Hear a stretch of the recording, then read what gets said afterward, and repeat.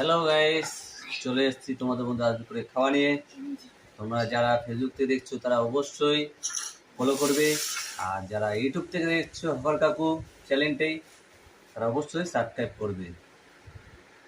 প্রথমত এদিকে রয়েছে শাপলা, বেগুন ভাজা, লেবু, এদিকে রয়েছে মুড়ঘণ্ট ডাল, এদিকে আছে ইলিশ মাছ,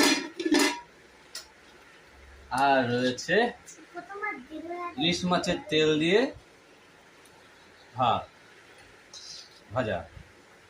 আজকে স্টার্ট করি, সঙ্গে থেকো।